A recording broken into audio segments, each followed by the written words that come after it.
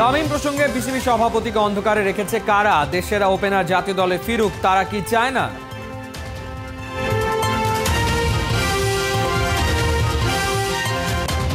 চমক রেখে জিম্বাবুয়ের বিপক্ষে প্রথম 3 ম্যাচের বাংলাদেশ দল ঘোষণা, 18 মাস পর সাইফুদ্দিনের ফেরা।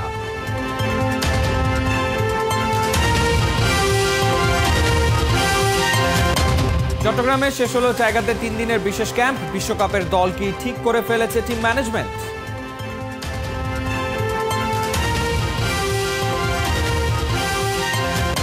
হাই প্রোফাইল সব কোচকে টপকে বর্ষসেরা কোচ হয়েছেন আলফাজ। ঐতিহ্যবাহী মোহামেডানকে জিতিয়েছেন ফেডারেশন কাপ।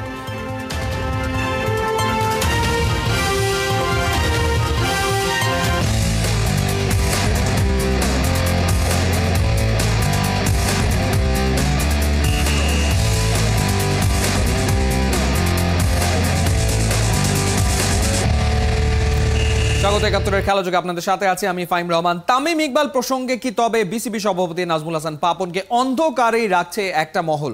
রবিবার সাভারের পক্ষঘাতগ্রস্তদের পুনর্বাসন কেন্দ্র সিআরপি পরিদর্শন করতে এসে সাংবাদিকদের সঙ্গে আলাপকালে পাপন জানান তিনি শুনেছেন বাংলাদেশ জাতীয় দলে আগামী বছর থেকে খেলবে তামিম ইকবাল, কিন্তু খেলাযোগ নিশ্চিত হয়েছে। তামিম কোথাও বলেননি তিনি এবছর জাতীয় দলে ফিরবেন না। রহমান পেয়ারের রিপোর্ট। গত বিপিএল এর সেরা ব্যাটসম্যান, অধিনায়ক হিসেবে ফরচুন বরিশালকে জিতিয়েছেন শিরোপা। বাংলাদেশের টিম ম্যানেজমেন্ট তামিম ইকবালের ফেরার অপেক্ষাতে। সপ্তাহ খানেক আগে মিরপুরে তামিমের সাথে লম্বা আলোচনা করেন 3 ফরম্যাটের অধিনায়ক নাজমুল হোসেন শান্ত। বিসিবি সভাপতির সাথেও তামিমের বসার কথা ছিল। এর মাঝে গুঞ্জন উঠে তবে কি টি-20 বিশ্বকাপেই ফিরছেন তামিম ইকবাল খান? এবার নিজেই সব খোলাসা করলেন বিসিবি সভাপতি নাজমুল হাসান। লাস্ট ওর সাথে যোগাযোগ হয়েছে, তখন কথা ছিল যে ও প্রথমে জালাল ইউনুস অপারেশন সাইড এবং আমাদের সিরাজ ভাই ওনাদের সাথে বসবেন, তারপর আমার সাথে বসবেন। ওনাদের সাথে বসেছে, আমার সাথে এখন বসবে। আমি যেটা শুনেছি, মানে আমি বলছি ওর কাছ থেকে শোনার আগে কমেন্ট করা উচিত না। আমি যেটা শুনেছি ও বলেছে ও সামনের বছর থেকে খেলবে।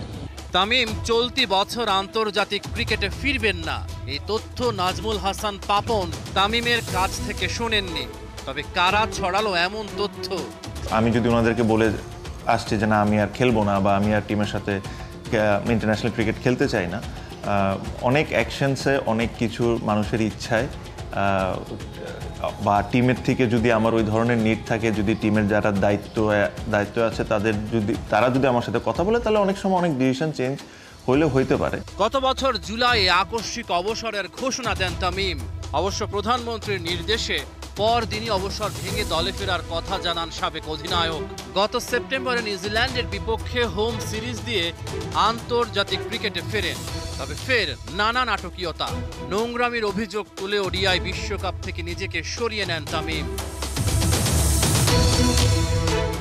তিনি কবে জাতীয় দলে ফিরবেন তা নিয়ে আলোচনা চলছে। তামিম জানিয়েছেন তাকে জাতীয় দলে ফেরাতে হলে অনেক কিছু পরিবর্তন করতে হবে। কোচ চন্ডিকা হাথুরু সিংহের অধীনে তামিম আর খেলবেন না এমন গুঞ্জনও রয়েছে।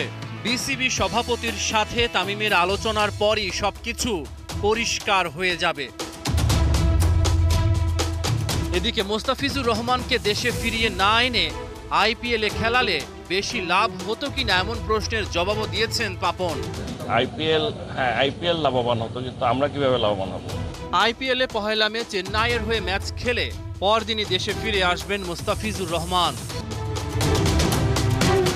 রহমান পেয়ার, ৭১।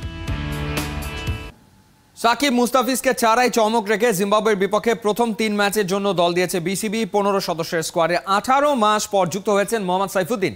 ফিরেছেন আফিফ হোসেন, পারভেজ হোসেন ও তানভীর ইসলামও। টি-20 দলে প্রথমবারের মতো ডাক পেয়েছেন ওপেনার তানজিদ হাসান তামিম। এদিকে ইনজুরি থেকে পুরোপুরি সেরে না ওঠায় স্কোয়াডে রাখা হয়নি ওপেনার সৌম্য সরকারকে। মাহমুদুল হাসান সজীবের রিপোর্ট।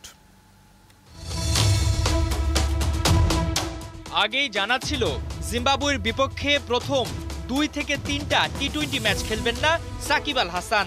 তাকে ছাড়াই 17 জনের প্রাথমিক দল ঘোষণা করেছিল বিসিবি। চট্টগ্রামে 3 দিনের বিশেষ ক্যাম্প শেষে প্রথম 3 ম্যাচের দল দিয়েছেন লিপু রাজ্জাকদের নির্বাচক প্যানেল। সাকিবের না থাকার কারণ স্পষ্ট করেছেন বিসিবি সিলেক্টর হান্নান সরকার। সে একটা ডিজায়ার আমাদের কাছে শো করেছেন, সেটা হচ্ছে ডিপিএল এর 2টা ম্যাচ খেলতে চায়, এবং যেটা আমরা আসলে ম্যানেজমেন্টের সঙ্গে কথা বলি, ক্রিকেট বোর্ডের সবার সঙ্গে কথা বলি, আমরা মনে করেছি যে সেটা ভালো হতে পারে, বিকজ টি20 ফর্মেটে আসলে নিজেকে রেডি করার জন্য যে সময়টা দরকার অনেক সময় সেই সময়টা থাকে না, যেটা ডিপিএল এর মাধ্যমে হয়তো বা লঙ্গা ভার্সন 50 ওভার ম্যাচে সেই সময়টা থাকে, যেটা ব্যাটিং বোলিং এ নিজেকে প্রস্তুত করে নিতে পারে। সাকিবের মতো দলের আরেক তারকা ক্রিকেটার মুস্তাফিজ রহমানেরও প্রথম 3 ম্যাচে সার্ভিস পাচ্ছেন না শান্তরা, কারণ আগেই অনুমান করা ছিল ওয়ার্কলোড এড়াতে আইপিএল থেকে ফিরে বিশ্রামে থাকবেন কাটার মাস্টার। মুস্তাফিজ আসলে লম্বা সময় খেলার মধ্যে রয়েছে, বিপিএল খেলেছে, তারপরে শ্রীলঙ্কা টি20 ওয়ানডে সিরিজ খেলেছে, তারপরে আইপিএলে চলে গেছে, লম্বা সময় আসলে সে খেলার মধ্যে রয়েছে, এবং তার আসলে রিকভারির ব্যাপার হচ্ছে সেটা মেন্টাল এবং ফিজিক্যাল 2টা সাইডই। তার সঙ্গে আমাদের আলোচনা হয়েছে, আমাদের সিলেক্টরদের কথা হয়েছে, চিফ সিলেক্টরের সঙ্গে কথা হয়েছে, সে আসলে যে কোনো একটা পোর্শনে হয়তো রিকভারি টাইমটা চাচ্ছিল। সো আমরা আসলে ডিসাইড করেছি যে ফার্স্ট পোর্শনটাই, মানে 3 ম্যাচের এই স্কোয়াডে তাকে আমরা ইনক্লুড করে নিই। 15 জনের দলে বিসিবি রেখেছে বিশেষ চমক। চোট থেকে সেরে প্রায় 18 মাস পর জাতীয় দলে ফিরেছেন মোহাম্মদ সাইফুদ্দিন, সেই সঙ্গে দলে ফেরানো হয়েছে আফিফ হোসেনকেও। এদিকে প্রথমবারের মতো টি20 দলে ডাক পেলেন গেল বিপিএল এর দুরন্ত পারফর্ম করা ওপেনার তানজিদ হাসান তামিম। অন্যদিকে ডিপিএল এ ধারাবাহিকভাবে রান করায় সুযোগ মিলেছে পারভেজ হোসেন ইমনেরও। 17 জনের প্রাথমিক দল থেকে বাদ পড়েছেন পেসার হাসান মাহমুদ। অন্যদিকে চমক রাখা স্কোয়াডে নেই ওপেনার সৌম্য সরকার। ইনজুরি থেকে পুরোপুরি সেরে না ওঠায় তাকে নিয়ে রিস্ক নিতে চায় না দল। সৌম্যর যে ব্যাপারটা সেটা আপনারা সবাই জানেন যে সৌম্য এখনো পুরোপুরি ফিট হয়নি। সো 3 ম্যাচের স্কোয়াডে আমরা সৌম্যকে কনসিডারেশনে রাখতে পারিনি। পরের স্ট্যাটাস আমরা মেডিকেল ডিপার্টমেন্টের কাছ থেকে জেনে হয়তো জানতে পারবো কি অবস্থা রয়েছে। আগামী 1 মের মধ্যে বিশ্বকাপে দল ঘোষণা করতে হবে বিসিবিকে। 15 জনের এই স্কোয়াডের 90% ক্রিকেটারই থাকছেন বিশ্বকাপের দলে, তা এখন অনেকটাই নিশ্চিত। আগামী 3 মে সাগরিকায় জিম্বাবুয়ের বিপক্ষে প্রথম ম্যাচ খেলবে টাইগাররা। মাহমুদুল হাসান সজীব, 71। চট্টগ্রামে শেষ হলো 3 দিনের বিশেষ ক্যাম্প। ক্লোজ ডোর প্রোগ্রামে নির্বাচক কমিটি আর টিম ম্যানেজমেন্ট মিলে হয়তো ঠিক করে ফেলেছে টি20 বিশ্বকাপের জন্য 15 জনের স্কোয়াড। কাদের নিয়ে স্বপ্ন দেখবে কোটি টাইগার ভক্ত, স্কোয়াডে থাকার সম্ভাবনা কার কতটা বেশি জানাচ্ছেন সাইফুল রূপক। যুক্তরাষ্ট্র সাকিবের শ্বশুর বাড়ি, স্বাভাবিকভাবেই ডালাস নিউ ইয়র্কে জামাই আদর পাবেন, কিন্তু মাঠের ক্রিকেটে বিশ্বমঞ্চে মান বাঁচবে তো। বিশ্ব ক্রিকেটের বড় ব্র্যান্ড অ্যাম্বাসেডর সাকিব আল হাসান 2007 থেকে 22 সুপারম্যানের পা পড়েছে আগের সবকটা টি20 বিশ্বকাপে। আসছে জুনে আমেরিকা আর ক্যারিবিয়ান দ্বীপপুঞ্জে হয়তো খেলতে যাচ্ছেন নিজের শেষ টি20 বিশ্বকাপটা। বাংলার ক্রিকেট ইতিহাসের top performer auto choice Shakib Al Hasan. Najmul শান্তর দলটা কেমন হচ্ছে এবারের বিশ্বকাপে? ওপেনিং আর ওয়ান ডাউন পজিশনের জন্য লিটন, শান্ত, সৌম্য থাকছেন। ব্যাকআপ হিসেবে লড়াইটা চলছে তানজিদ তামিম আর পারভেজ ইমনের মধ্যে, যদিও তানজিদ তামিম আপার হ্যান্ডে। মিডল অর্ডারে তাওহিদ হৃদয়, সাকিব আল হাসান, মাহমুদুল্লাহ রিয়াদ, জাকির আলী অনিক নিশ্চিত। ব্যাকআপ অপশনে আফিফের নাম জোরালোভাবে শোনা যাচ্ছে। সেক্ষেত্রে 9 জন জেনুইন ব্যাটার থাকার সম্ভাবনা 15 জনের স্কোয়াডে। অলরাউন্ডার সাকিব তো আছেনই, স্পিন ইউনিটে যোগ হতে পারেন আরও 2 জন। লেগ স্পিনের সঙ্গে স্লগে পাওয়ার হিটিং রিশাদ মুগ্ধ করছে সবাইকে। বিশ্বকাপ স্কোয়াডে দ্বিতীয় স্পিনারের রেসে এগিয়ে অফ স্পিনার শেখ মেহেদি। বাকি থাকে 4 স্পট। তাসকিন, শরীফুল, মোস্তাফিজ সবাই ইনফর্ম। স্কোয়াডে 4 নম্বর পেসার কে? হাসান মাহমুদ, তানজিম সাকিব আর সাইফুদ্দিনের মধ্যে চলছে প্রতিযোগিতা। ফুল ফিট থাকলে পেস বোলিং অলরাউন্ডার সাইফুদ্দিনই পেয়ে যেতে পারেন বিশ্বকাপের টিকিট।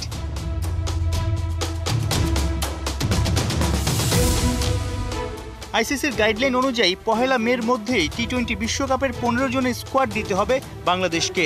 যুক্তরাষ্ট্র আর ওয়েস্ট ইন্ডিজে 1 জুন থেকে 29 জুন পর্যন্ত চলবে 20 দলের টি20 বিশ্বকাপ। ডি গ্রুপে বাংলাদেশের প্রতিপক্ষ শ্রীলঙ্কা, সাউথ আফ্রিকা, নেদারল্যান্ডস আর নেপাল।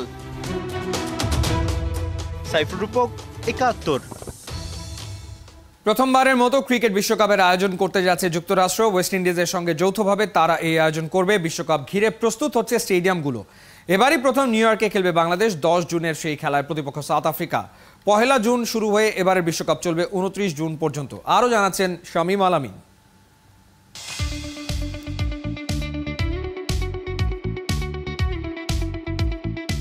এই মুহূর্তে আমি দাঁড়িয়ে আছি নিউ ইয়র্কের নাসাউ কাউন্টি ইন্টারন্যাশনাল ক্রিকেট স্টেডিয়ামের সামনে, যা খুব শিগগিরই খুলে দেওয়া হবে ক্রিকেটের জন্য। কর্তৃপক্ষ আশা করছেন নির্মাণাধীন এই স্টেডিয়ামটি 21শে মে প্রস্তুত হবে খেলার জন্য। এরপর 27শে মে একটি ইভেন্টের মধ্য দিয়ে এটিকে পরীক্ষা করা হবে খেলার উপযুক্ত কিনা। আর তবে আপনারা জানেন যে এই প্রথমবারের মতো যুক্তরাষ্ট্র ইন্টারন্যাশনাল ক্রিকেট বিশ্বকাপের আয়োজন করছে এবং 1 জুন থেকে মাসব্যাপী যে ক্রিকেট উৎসবটি বসতে যাচ্ছে, এটি যুক্তরাষ্ট্রের 3টি স্টেটে এবং প্রতিবেশী ওয়েস্ট ইন্ডিজের দ্বীপ রাষ্ট্রগুলোতে। ফলে নিউ ইয়র্কের মানুষ প্রথমবারের মতো একটি আন্তর্জাতিক ক্রিকেট উৎসব দেখবে এবং সেখানকারই অনেকগুলো খেলা হবে এই নাসাউ কাউন্টি ক্রিকেট স্টেডিয়ামে। এবং প্রথম যে খেলাটি বিশ্বকাপের হবে সেটি হচ্ছে শ্রীলঙ্কা এবং সাউথ আফ্রিকার মধ্যে, এবং সেটি হবে 3রা জুন। 34,000 মানুষ একসঙ্গে বসে এখানে খেলা দেখতে পারবে। সংখ্যার দিক থেকে হয়তো বা তেমন বেশি নয়, তবে আমার মনে হচ্ছে যে মানুষের বিপুল একটি চাপ থাকবে, কেননা বাংলাদেশ, শ্রীলঙ্কা এবং চিরপ্রতিদ্বন্দ্বী ভারত এবং পাকিস্তানের খেলাটিও কিন্তু এই স্টেডিয়ামে হবে।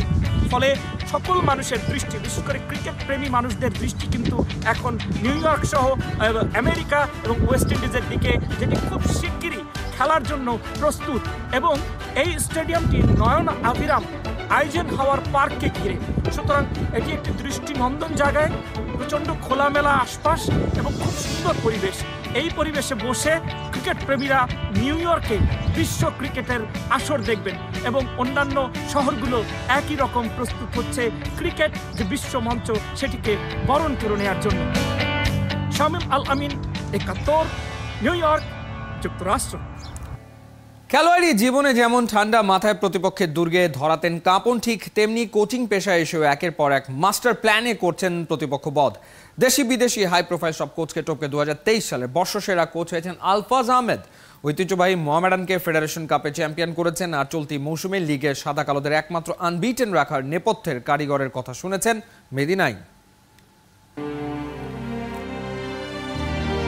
বায়ার লেভারকুজেনের যেমন আছেন একজন জাভি আলোনসো, 120 বছরের ইতিহাসে আনকোরা দল নিয়ে জার্মান ক্লাবটি জেতে প্রথমবারের মতো বুন্দেসলিগার শিরোপা, ঠিক তেমনি আলফাজের হাত ধরে মোহামেডানের হয়েছে পুনর্জন্ম। ধুঁকতে থাকা ক্লাবটি 14 বছর পর জেতে ফেডারেশন কাপের শিরোপা। মোহামেডান, আবাহনী এগুলো যে শুধু ক্লাব নয়, এদেশের মানুষের কাছে আবেগ, ভালোবাসা। এই আবেগ বহুবার অশ্রু হয়ে ঝরেছে মাঠে। এক সময়ে ঢাকা লিগের রেকর্ড সংখ্যক চ্যাম্পিয়নরা শুধু দূর থেকে অন্যের কাপ নিয়ে দেখেছে। সহকারী কোচ থেকে হেড কোচের দায়িত্ব পেয়েই এক সময়ের জাতীয় দলের অধিনায়ক ঘোচালেন সাদা কালোদের আক্ষেপ। 2023 সালে সেই কীর্তির জন্য দেশি বিদেশি সব হাই প্রোফাইল কোচকে টপকে হলেন বিএসপিএ বর্ষসেরা ফুটবল কোচ। কনগ্রাচুলেশন। বাংলাদেশে অনেকগুলো ক্লাব যেখানে অনেক বড় বড় হাই প্রোফাইলের বিদেশি কোচ ছিল, তাদেরকে টপকে গেল বছরের বর্ষসেরা কোচ হয়েছেন। কেমন লাগছে আসলে? জীবনের একটা বড় অ্যাচিভমেন্ট কোচিং ক্যারিয়ারে, সো এটা আসলে ভাবতেও পারি নাই আমি পাবো। বাট তারপরেও একটা কাজের জন্য যে সামনে একটা স্পিড লাগে, একটা সেই স্পিডটাও পেলাম এই বছর, গত বছরের পুরস্কারটা পেলাম। তো এটা খুবই ভালো লাগছে, খুবই অসাধারণ একটা ব্যাপার। নিজের খেলোয়াড়ি জীবনে যেমন বিনয়ী ছিলেন আলফাজ, তেমনি কোচিং পেশায় এসেও এবারের প্রিমিয়ার লিগে মোহামেডানই একমাত্র অপরাজিত দল। সে সাফল্যের ক্রেডিট দিলেন পুরো কোচিং ইউনিটকে। এখানে আমার একার কৃতিত্ব না, পুরো টিমের খেলোয়াড়দের বেশি কৃতিত্ব, পাশাপাশি টিম ম্যানেজমেন্ট যারা আছে, টিম অফিসিয়াল আছে, সবারই কৃতিত্ব। আমার কাছে মনে হয় যে প্লেয়ারদের এখানে বেশি কৃতিত্ব পাওয়া উচিত। প্রায় 2-3 বছর ধরে তারা একসাথে আছে। সোলেমান দিয়াবাতে 5 বছর ধরে খেলছে। তো আমার মনে হয় যে টিমের একটা স্পিড আছে, যে তারা একটা কিছু পেতে চায়, তাদের ক্ষুধার্ত আছে, ট্রফি পেতে চায়। তারা ফেডারেশন কাপ জেতার পরে তারা অনেক বেশি মোটিভেটেড হয়েছে, যার কারণে এই লিগের ম্যাচগুলোতে তারা খুব ভালো খেলার চেষ্টা করছে। লিগ চ্যাম্পিয়ন হবে কি হবে না সেটা ভবিষ্যৎ, তবে দলকে চ্যাম্পিয়ন করতে চেষ্টা করেছে club chain of command top to bottom. বিশেষ করে ফুটবল কমিটির চেয়ারম্যান ইঞ্জিনিয়ার গোলাম মোহাম্মদ আলমগীরের অবদান স্মরণ করলেন এই মাস্টারমাইন্ড কোচ।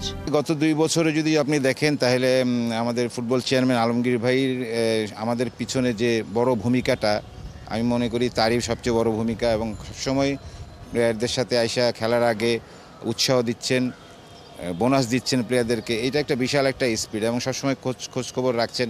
এবং প্রতিনিয়ত ক্লাবের যে কোনো সমস্যার তার কাছে আমরা যাই, এবং সে সব সময় ক্লাবের পক্ষে, প্লেয়ারদের পক্ষে, এবং সব সমাধানের জন্য সে সর্বোচ্চ চেষ্টা করে।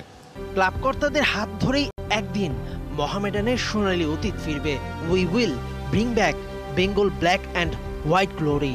ওহ, deep in my heart I know that, I do believe we shall overcome someday, we shall overcome.